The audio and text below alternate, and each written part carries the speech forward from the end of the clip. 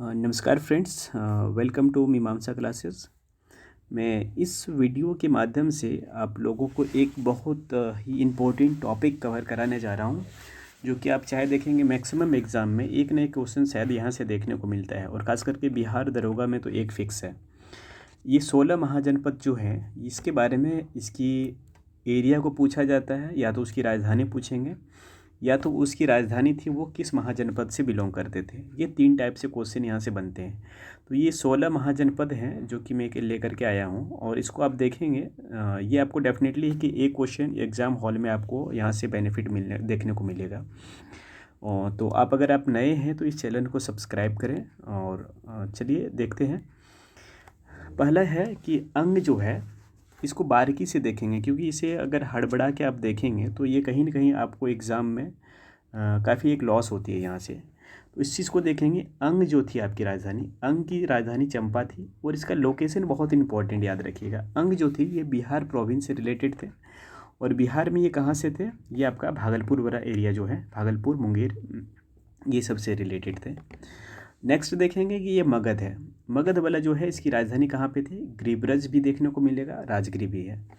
तो ये इसकी जो एरिया जो था, मॉडर्न नेम भी है, पटना हो गया, गया हो गया, और ये बिहार से रिलेटेड है।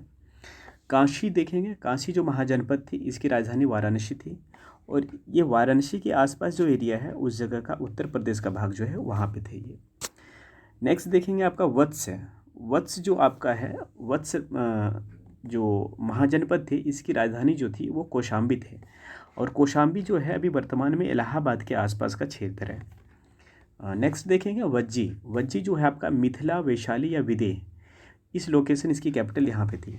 इसकी जो अभी वर्तमान एरिया को देखा जाए, मुजफ्फरपुर, दरभंगा के आसपास को देखा जाता है। नेक्स्ट देखेंगे कौशल। कौशल जो है आपका, इसकी जो कैपिटल जो थी श्रावस्ती और साकेत, ये दोनों थी, और इसकी जो लोकेशन जो थी ये फैजाबाद। फैजाबाद आपका उत्तर प्रदेश के में पड़ता है। नेक्स्ट देखेंगे अवंती जो है, अवंती जो महाजनपद थी ये उज्जैनी या माहिष्मती, दो इसकी राजधानी थी, और इसकी मालवा जो कि अभी वर्तमान में मध्य प्रदेश के लोकेशन पे है। मल राजधानी देखेंगे। मल जो है आपका, जहाँ पे महात्मा बुद्ध जी हैं, कुशीनगर में, जहाँ पे अपना प्राण को त्यागे थे, तो ये आपका मल जनपद में। क्वेश्चन वहाँ से भी आता है कि महात्मा बुद्ध जो अपना जो बॉडी को त्यागे थे, जहाँ पे उनकी मृत्यु हुई थी, वो आपका कुशीनगर में पड़ता है, और वो मल जनपद में आते थे वो, और जो उसका लोकेशन है वो देवरिया वाला के आसपास है। पंचाल देखेंगे। पंचाल महाजनपद, ये अछित्रा और काम्पिल्य, ये दो जगह इनकी कैपिटल थी। जो अभी वर्तमान लोकेशन है ये बरेली हो गए, बदायूं हो गया, और फर्रुखाबाद हो गए। ये सब एरिया आपका उत्तर प्रदेश में आता है। नेक्स्ट देखेंगे चेदी। चेदी जो है आपका, चेदी आपका जो महाजनपद है, ये इसके शक्तिवती और शक्तिमती, ये इसकी राजधानी थी, और ये आपका बुंदेलखंड उत्तर प्रदेश के आसपास वाला क्षेत्र माना जाता है इसको। कुरु जनपद जो है ये आपका, इसकी राजधानी इंद्रप्रस्थ थी, और इसका जो मॉडर्न जो है वो दिल्ली हो गया, मेरठ हो गया, हरियाणा के कुछ क्षेत्र को भी इसमें आता है ये। तो लोकेशन बहुत इंपॉर्टेंट है कि इंद्रप्रस्थ जो कुरु महाजनपद थे ये किस किस लोकेशन में भी आते थे। कभी कभी एग्जाम में उसका ये भी पूछा जाता है। मत्स्य की जो राजधानी है वो कहाँ पे थी, विराटनगर।